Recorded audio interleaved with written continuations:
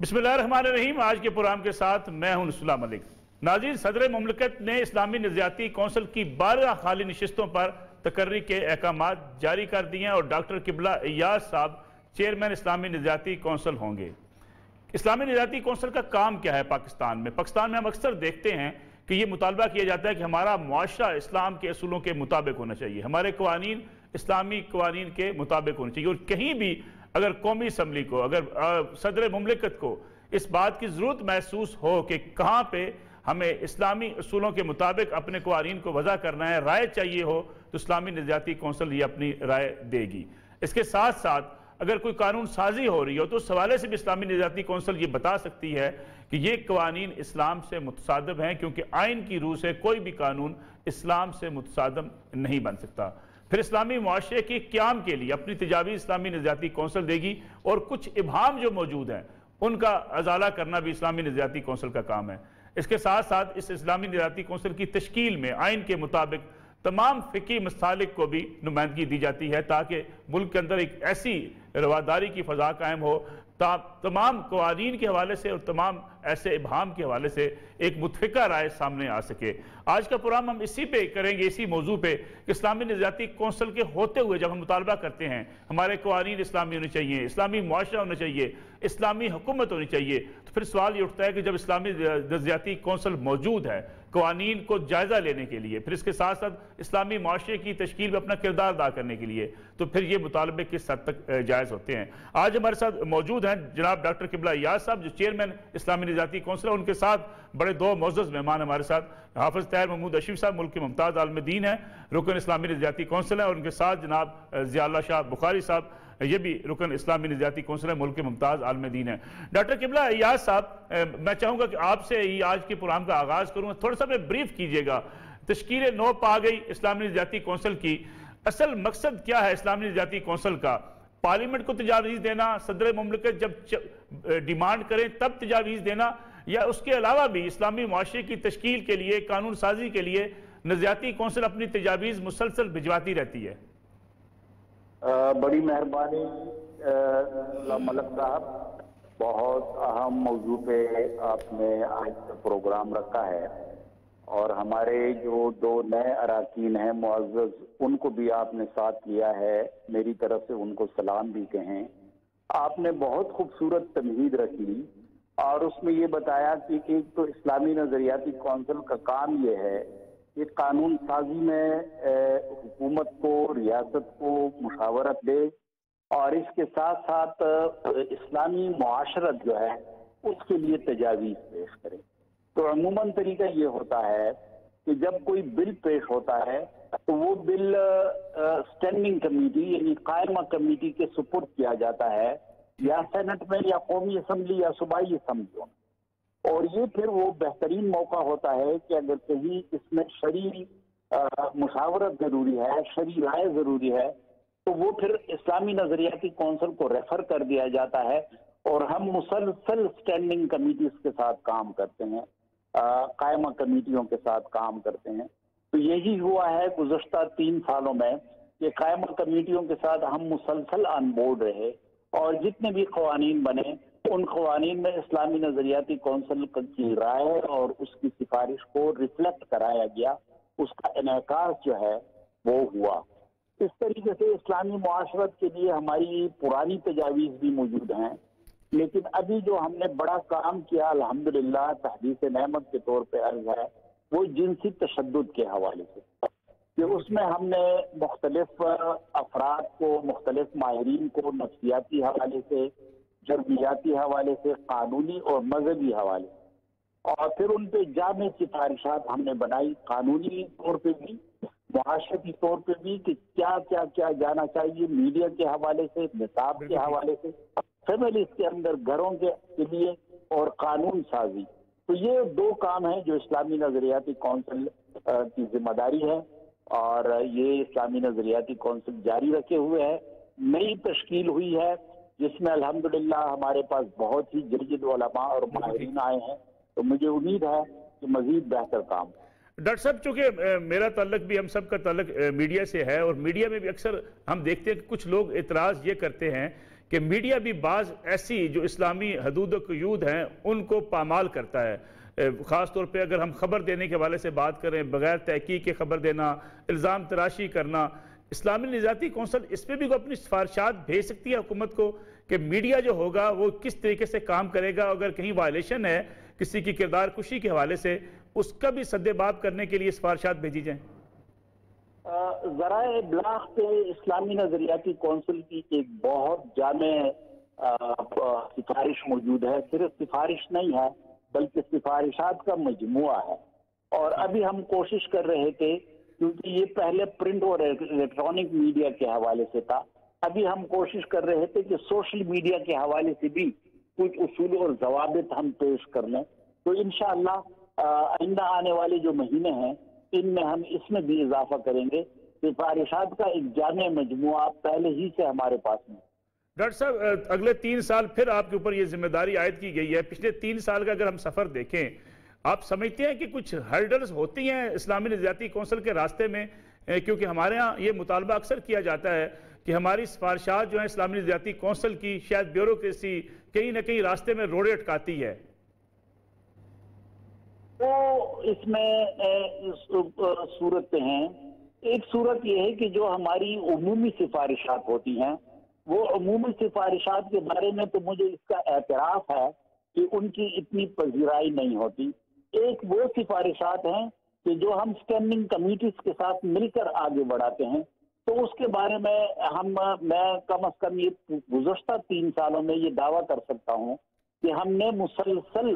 Standing committees میں شرکت کی اور اسٹینڈنگ کمیٹیز میں ہماری رائے کو وقت دی اور پھر وہ سفارشات کا حصہ بنا اور قانونی شکل اختیار کر لی، تو اس میں ہم تو بڑے مطمئن ہیں۔ ہاں، عمومی سفارشات میں اس بات کا اعتراف ہے کہ وہاں اتنی پذیرائی نہیں ملی۔ ڈاکٹر صاحب میں آپ کی طرف واپس آتا ہوں، ضیاء اللہ شاہ بخاری صاحب کو اور حافظ طاہر رشید صاحب کو بھی شریک گفتگو کر لیتے ہیں۔ ضیاء اللہ بخاری صاحب مبارک ہو آپ کو، آپ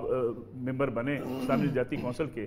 ہم جب دیکھتے ہیں کہ اسلامی نظریاتی کونسل کی بھی موجود ہے، آپ کا آئین بھی یہ کہتا ہے کہ کوئی قانون اسلام سے متصادم نہیں بن سکتا، اسلامی حکومت بھی جسے ہم کہتے ہیں کہ وہ موجودہ مسلمانوں کی حکومت ہے پاکستان کے اندر، پھر جب مذہب کے نام پہ سیاست بھی کی جاتی ہے، بعض مطالبات ایسے آتے ہیں تو بجائے مطالبات کسی اور جگہ لے جانے کے کیا وہ اسلامی نظریاتی کونسل میں نہیں آنے چاہیے؟ بسم اللہ الرحمن الرحیم۔ یقیناً سب سے پہلے تو میں حضرت ڈاکٹر قبلہ ایاز صاحب مدظر العالی اور علامہ طاہر محمد رشید صاحب دونوں جو ہمارے ساتھ اس وقت شریک گفتگو ہیں مبارکباد پیش کرنا چاہتا ہوں۔ ابھی آپ نے ارشاد فرمایا یقیناً جس کا کام اسی کو ساجے، جہاں کام کی میں سمجھتا ہوں ضرورت ہوتی ہے وہیں، اور جہاں اس کا ایک فورم ہوتا ہے اس کام کو وہیں پہ لے کے جانا چاہیے۔ ہماری جو دینی جماعتیں ہیں یقیناً وہ یہاں پاکستان میں الحمدللہ جہاں اصلاح معاشرہ کا کام کر رہی ہیں، دعوت، تبلیغ، تعلیم، تربیت، ان سارے وہ شعبہ جات میں خدمت خلق میں وہ بہت پیش ہوتے ہیں، تو اسی طرح وہ یہاں اپنی سیاست کے اندر بھی، چونکہ ہمارا ایک الحمدللہ ایک مسلمان ملک ہے، مسلمان ریاست ہے، تو ہماری جمہوریت بھی الحمدللہ بڑی حد تک میں سمجھتا ہوں یہ دینی تعلیمات کے مطابق ہیں۔ یہاں کوئی ایسا قانون نہیں ہے کہ جو نعوذ باللہ بالکل متصادم ہو کتاب و سنت سے، سوائے چند چیزوں کے جو معاشی طور پہ ہماری مجبوریاں بنی ہیں، وگرنہ کوئی یہاں پہ ایسا قانون نہیں ہے۔ تو اس لیے میں سمجھتا ہوں کہ پارلیمنٹ میں پہنچنا جیسے سیاسی جماعتوں کا حق ہے، مذہبی جماعتوں کا بھی حق ہے، تو اس میں لگے رہتے ہیں، لیکن چونکہ وہ ایک مذہبی جماعت ہوتی ہے، دینی جماعت ہوتی ہے، وہ پاکستان کا جو نظریہ ہے کہ پاکستان کا مطلب کیا، لا الہ الا اللہ، وہ اس کی تکمیل کے لیے، اس کی تنفیذ کے لیے ہمیشہ کوشاں رہتے ہیں، جدوجہد کرتے رہتے ہیں۔ تو اس لیے وہ یہ مطالبہ تو کرتے ہیں کہ جناب مکمل طور پہ مسعود کا خاتمہ ہونا چاہیے، اور جیسے بھی آپ نے ذرائع ابلاغ کی بات کی کہ یہ بھی اپنی ذمہ داریاں حدود کے اندر جو اسلامی حدود ہیں جو اللہ رسول نے بتائی ہیں کہ دوسروں کی عزت نفس کا خیال کیا جائے، اور ان جاکم فاسقم بنبأ بہتان نہ لگایا جائے، الزام تراشی نہ کی جائے، بغیر تصدیق کے خبریں نہ دی جائیں۔ یقیناً تو میں سمجھتا ہوں اس حوالے سے ان کی جو ہمیشہ جو مطالبہ وہ کرتے اسی حوالے سے کرتے ہیں، لیکن یہ بات بڑی اچھی ہے، لیکن اس کا طریقہ کار وہی ہے کہ پارلیمنٹ میں جب پہنچیں گے، نمائندگی وہاں پہ ہوگی تو وہاں پر، اور ابھی ڈاکٹر صاحب فرما رہے تھے کہ ہم نے قائمہ کمیٹیوں کے ساتھ مل کر جو پاکستان کے اندر قانون سازی اس کو بہتر کرنے کی کوشش کی ہے اور اسلامی بنانے کی کوشش کی ہے، تو یہ ایک طریقہ کار ہے۔ اس کے لیے میں سمجھتا ہوں کہ دینی جماعتوں کو ہمیشہ براہ راست رابطہ بھی رکھنا چاہیے، اور میں نے جہاں تک دیکھا ہے پچھلے کئی سالوں سے بہت سے جو میں نے ادوار دیکھے اسلامی نظریاتی کونسل کے،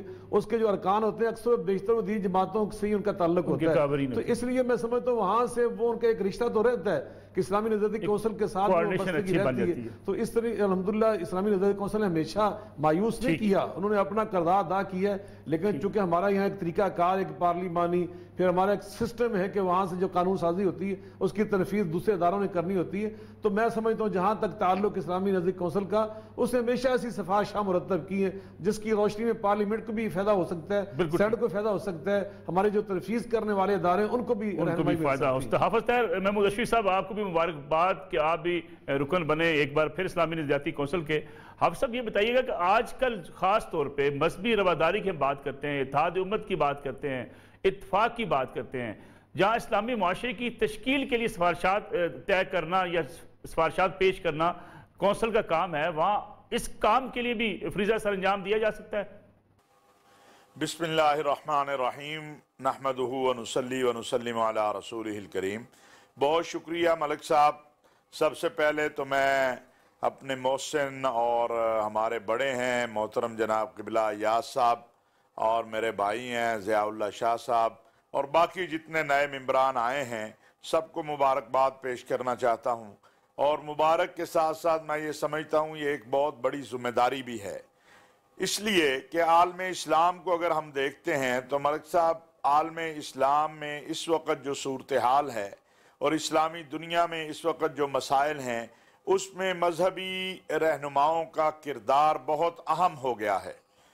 اور وہ کردار جو ہے جس طرح سعودی عرب میں ہیئت کبار العلماء ہے یا دارالافتاء سعودی عرب ہے، مصر میں دارالافتاء مصر ہے، متحدہ عرب امارات میں ہے، ہمارے ہاں ایسا کوئی نظام نہیں ہے ماں سوائے اسلامی نظریاتی کونسل کے۔ میں پہلے بھی ممبر رہا ہوں اور یہ ریکارڈ پہ لانا چاہتا ہوں کہ 2 مرتبہ میں نے استعفیٰ دیا تھا، اور مجھے نواز شریف صاحب نے ایک بار یہ کہا کہ حافظ صاحب لوگ میرے ساتھ آ کے تو جھگڑا کرتے ہیں کہ آپ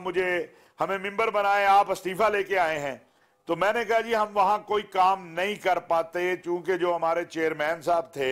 ان کا نہ ویژن تھا، نہ سوچ تھی، نہ فکر تھی، اس وقت تو چونکہ ایک جماعت سے وہ منسلک تھے، ان کے وہ امام انقلاب تھے، آج وہ ان کو گالیاں دیتے ہیں، تو ہم نے وہ 3 سال میں سمجھتا ہوں کہ اللہ کے ہاں بھی ہم جواب دیں، اللہ ہمیں معاف کرے، اور قوم کے ہاں بھی جواب دیں ہیں، کیونکہ قوم کا پیسہ اس پہ خرچ ہوتا ہے۔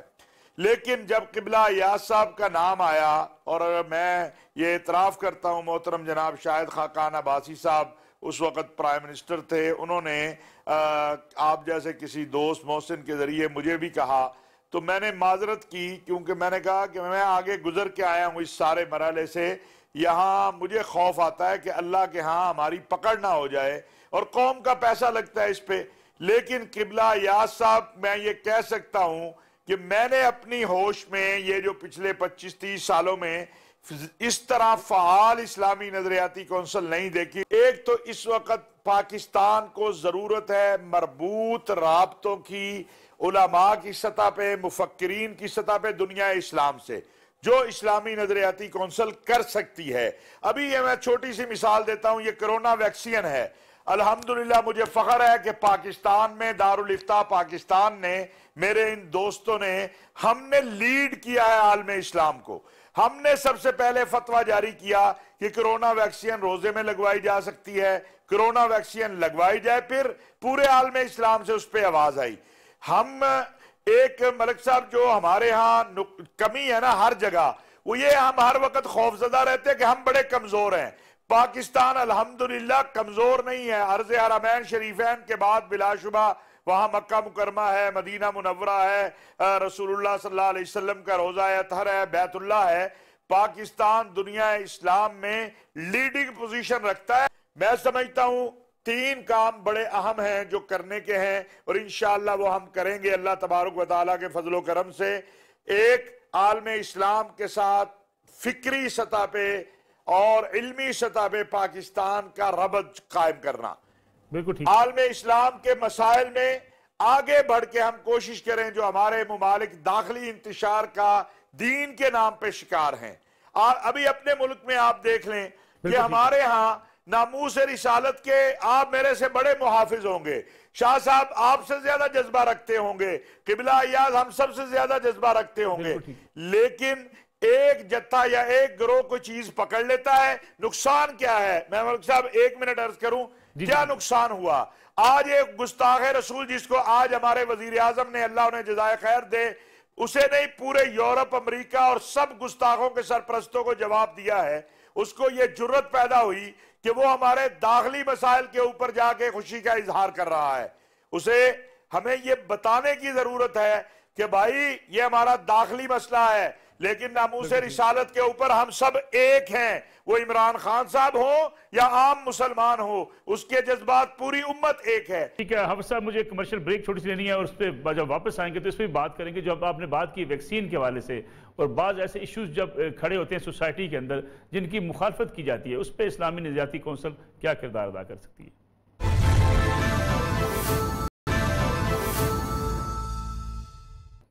और हम एक बार फिर खुश आमदीद। डॉक्टर किबला अय्याज साहब, ये फरमाइएगा कि जब बात कर रहे थे हाफिज अशरफी साहब वैक्सीन के हवाले से, कोरोना वैक्सीन के हवाले से इस्लामी नज़रियाती कौंसिल की सिफारिशात सामने आ जाना, पोलियो के कतरे आज तक हमारे इस पर बहस की जाती है कि ये इस्लामी है, गैर इस्लामी है, लगवाने चाहिए, नहीं लगवाने चाहिए, इसलिए बड़े तशद्दुद के वाक़यात भी हुए हैं। ऐसे इश्यूज़ पे क्या नज़रियाती कौंसिल को फौरी तौर पर आज खुद अपनी स्टेटमेंट जारी नहीं करनी चाहिए?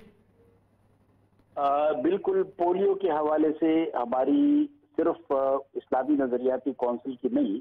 बल्कि उलमा के साथ भी हमने काम किया है, और हम तो इस हद तक गए हैं कि पोलियो के कतरे जो है पिलवाना ये जरूरी है, और अगर कोई इसमें मुजाहमत करता है तो उसके खिलाफ कानून साजी होनी चाहिए, क्योंकि ये अपनी औलाद की सेहत के लिए भी खतरा बन रहा है, और ये पाकिस्तान के लिए भी एक मसला बन रहा है, क्योंकि उसकी वजह से इस बात का इम्कान है कि पाकिस्तान के लोगों के ऊपर, मुसाफिरों के ऊपर सफरी पाबंदियां आ जाएं। तो इस्लामी नजरियाती कौंसिल की ये सिफारिश बिल्कुल मौजूद है,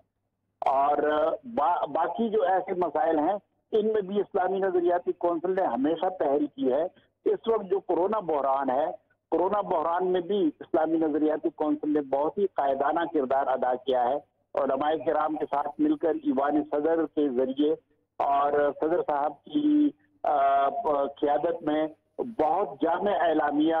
तैयार हुआ है, और मैं मौलाना ताहिर अशरफी साहब के साथ बिल्कुल मुत्तफिक हूँ कि इसमें पाकिस्तान ने क़यादत की है और पाकिस्तान ने पहल की है, और हमने जो ज़वाबित बनाए, SOPs तश्कील दिए, इसकी फिर पैरवी की और इसको फिर अखज़ किया दीगर ममालिक ने भी। तो ये काम तो मौजूद हैं अल्हम्दुलिल्लाह। डॉक्टर साहब, अगर आज खुद नोटिस जैसे लिए जाते हैं कोर्ट्स की तरफ से, ऐसे आज खुद नोटिस भी ले सकती है नज़रियाती कौंसिल? और दूसरा ये बताइएगा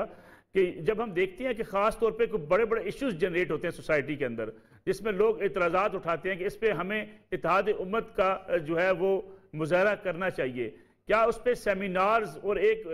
पब्लिक अवेयरनेस कैंपेन भी इस्लामी नज़रियाती कौंसिल चलाएगी? बिल्कुल, हमारे पास पूरा रिसर्च विंग है, और हुकूमत पाकिस्तान फाइनेंस डिवीजन की तरफ से हमें सेमिनार्स के लिए, वर्कशॉप्स के लिए, फिक्री नशिस्तों के लिए बाकायदा फंड मिलते हैं, और हमने उनका भरपूर इस्तेमाल किया है। कुछ काम ऐसे हैं जिसका मैंने आपके सामने जिक्र किया, तो ये तो गुंजाइश मौजूद है, और हमने ये तरीक़ाकार इख्तियार कर लिया है। आइंदा 3 सालों में इंशाअल्लाह इसमें मजीद इजाफा होगा। आज खुद नोटिस भी ले सकती है कौंसिल जैसे अदलिया लेती है? बिल्कुल, ऐसा तो हम कर लेते हैं। वाक़यात कभी ऐसे आ जाते हैं कि जो फौरी तवज्जो के मुस्तहिक होते हैं, तो यकीनन हम उसमें या हमारी तरफ से अखबारी जो रिपोर्टें हैं उनकी बुनियाद पे फिर हम यूँ आप कह सकते हैं कि ये खुद नोटिस ले लिया जाता है। ठीक है, बहुत बहुत शुक्रिया डॉक्टर किबला अय्याज साहब। हाफिज ताहिर रशीद साहब, हम देखते हैं कि पाकिस्तान में अंदर बड़े मसाइल क्या हैं, विरासत के मसाइल हैं, फिर जायदाद की तकसीम के मसाइल हैं, तलाक के मसाइल हैं, बहुत से ऐसे सोशल इश्यूज़ हैं जिस पे कई न कई जगहों पे जाके लोगों में इख्तिलाफ राय भी पाया जाता है, लोगों तक सही रहनुमाई भी नहीं मुयसर आती। क्या इस पे भी इस्लामी नज़रियाती कौंसिल किरदार अदा कर सकती है? बिल्कुल मलिक साहब, बात यह है कि ये तो इस्लामी नज़रियाती कौंसिल आपका एक आइनी इदारा है और इसमें बड़ी जान है। अगर काम करने वाले लोग हों तो ऐसा मसला नहीं है पार्लियामेंट के बराबर, बल्कि अगर देखा जाए تو پارلیمنٹ نے آپ سے پوچھنا ہے کہ جی یہ معاملہ اس میں شرعی رائے کیا ہے، کیا کہیں کوئی ایسا قانون تو نہیں بن رہا جو غیر شرعی ہے، یا ملک کے اندر کوئی ایسا کام ہو رہا ہو کہ جو شریعت سے متصادم ہے۔ میں آپ کو ڈی این اے ٹیسٹ کی بات کر دیتا ہوں کہ جس وقت میں ممبر تھا تو ہمارے ایک دن فیصلہ ہم نے دیکھا کہ جی فیصلہ آ گیا کہ جی ڈی این اے جو ہے وہ تسلیم نہیں کیا جائے گا۔ میں نے خط لکھا چیئرمین صاحب کو کہ کس بنیاد پہ ہم نے کیا، اور پھر الحمدللہ اس خط کی بنیاد پہ ہم نے عدلیہ کو یہ ریفر کیا کہ جج یہ اختیار رکھتا ہے کہ اگر اس کے سامنے شواہد ہیں تو وہ ڈی این اے کو بطور گواہی تسلیم کر سکتا ہے۔ تو بہت سے معاملات ہیں جن میں کام کرنے کی ضرورت ہے۔ جیسے میں نے عرض کیا ہے، پاکستان کو، عالم اسلام کو، ہمارے ملک کے اندر بہت سی ایسی چیزیں ہیں، کیونکہ ہم ہر چیز کو شریعت کے دائرے میں، بدقسمتی اور خوش قسمتی دونوں کہہ رہا ہوں، کہ جو اچھا کام کرنا چاہتے ہیں وہ بھی شریعت کے دائرے میں کرنا چاہتے ہیں، اور کچھ لوگ شریعت کا نام لے کر جو برا کام کرتے ہیں تو انہیں روکنا بھی ہماری ذمہ داری ہے۔ تو انشاءاللہ مجھے امید ہے کہ خواہ وہ اعلام کا مسئلہ ہو، میڈیا کا، سوشل میڈیا کا معاملات ہیں، یہ جو آبادی کا معاملہ ہے، اور بہت سارے مسائل، وراثت کا معاملہ ہے۔ اب یہ دیکھیں نا، میں آپ کو ملک صاحب ایک بات عرض کروں کہ یہ جو نکلتے ہیں بڑے بڑے جلوس عورت مارچ کے نام پر، اگر آپ تحقیق کریں تو آپ کو پتہ چلے گا کہ ان کے اپنے جو منتظمین ہیں ان میں سے نہ بہن کو کوئی وراثت میں حق دیتا ہے، نہ کوئی بیٹی کو وراثت میں حق دیتا ہے۔ آپ کے ملک کے بڑے بڑے جاگیردار اور بڑے بڑے سرمایہ دار جو پارلیمنٹ میں بیٹھے ہیں وہ اپنی بہنوں کی شادیاں نہیں کرتے۔ ماضی میں ایک دو واقعات سندھ کے سامنے بھی میڈیا کے ذریعے آئے، اور کیوں شادی نہیں کی؟ کہ اگر شادی کی تو وراثت دینی پڑے گی، وراثت دی تو زمین کم ہو جائے گی۔ تو ہمیں بہت سارے بچوں کے حق سے لے کر عورت کے حق تک، اور حقوق العباد سے لے کر حقوق اللہ تک کام کرنے کی ضرورت ہے۔ غازی اللہ بخاری صاحب، اور کمرشل بریک لیں، واپس آتے ہیں تو بات کریں گے کہ اگلے 3 سال کی ترجیحات کیا ہونی چاہیے اسلامی نظریاتی کونسل کی۔